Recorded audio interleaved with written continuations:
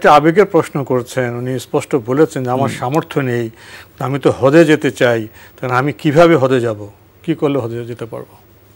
আপনি আল্লাহ রাব্বুল আলামিনের কাছে বেশি বেশি করে দোয়া করবেন যে আল্লাহ আমার সামর্থ্য নেই, আমার সামর্থ্য দিন অথবা আমার হজের ব্যবস্থা করে দিন। পৃথিবীর বহু মানুষ আছে যাদের কোনো সামর্থ্য নেই কিন্তু প্রতি বছর হজ করে। এ ধরনের লোক আমি আমি এখন এখানে কয়েকজনের নাম বলতে পারবো। এটা আল্লাহ রাব্বুল আলামিনের কাছে চাইতে হয়, ব্যবস্থা হয়ে যায়, আল্লাহ রাব্বুল আলামিন তাহলে ব্যবস্থা করে দিবেন। এটা একটা পদ্ধতি বললাম। আরেকটি পদ্ধতি আপনার জন্য বলবো, সেটি খুবই গুরুত্বপূর্ণ। সেটা হচ্ছে আপনি যদি ঘরে বসে হজের সওয়াব নিতে চান তাহলে আপনার ব্যবস্থা আছে, সেটা আপনি করতে পারেন।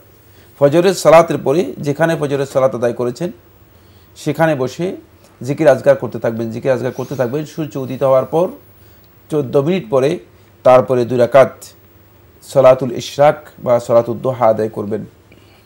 আল্লাহ সুবহানাহু ওয়া তাআলা একেবারে পরিপূর্ণ একটি হজ এবং উমরা করার যে সওয়াব আছে সেই সওয়াব আল্লাহ রাব্বুল আলামিন আপনাকে দিয়ে দিবেন। সুতরাং আপনি এই কাজটি নিয়মিত করতে পারেন। এটা তো আপনার সামর্থ্যের মধ্যে আছে, ঠিক না? এটা তার সামর্থ্যের বাইরে নয়। সুতরাং আপনি ওই আবেগে না গিয়ে আপনি এই বিধানে আসুন, তাহলে এটা আপনার জন্য সহজ হবে এবং আলহামদুলিল্লাহ আপনি হজের সওয়াব পেয়ে যাবেন। প্রিয় দর্শক, আমরা তো হজ করতে চাই, আমরা তো সালাত আদায় করতে চাই, আমরা রোজা রাখতে চাই। এখানে একটি গুরুত্বপূর্ণ বিষয় হলো সময়, ওয়াক্ত, খুবই গুরুত্বপূর্ণ বিষয়। নগদ ইসলামিক MFS অ্যাকাউন্টে আছে 5 ওয়াক্ত নামাজ সূচি, সাহারি, ইফতার সহ যে কোনো ধরনের অ্যালার্ট সার্ভিস। আমরা প্রশ্ন নেব। আসসালামু আলাইকুম প্রিয় দর্শক, পরিচয় দিয়ে প্রশ্ন করুন। লাইনে আছেন? জি, লাইনে আছি।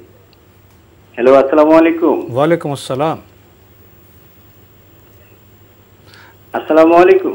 ওয়ালাইকুম আসসালাম, আপনাকে শুনতে পাচ্ছি স্পষ্টভাবে। আপনার পরিচয় দিয়ে প্রশ্ন করুন।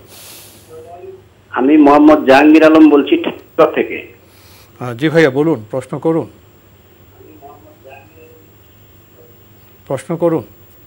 আমার প্রশ্ন হইল, হুজুর, আমি আমার বাড়ি থেকে মসজিদ হইল তার 1/2 কিলো। সেহরি খাওয়ার পরে মানে প্রত্যন্ত গ্রাম অঞ্চলে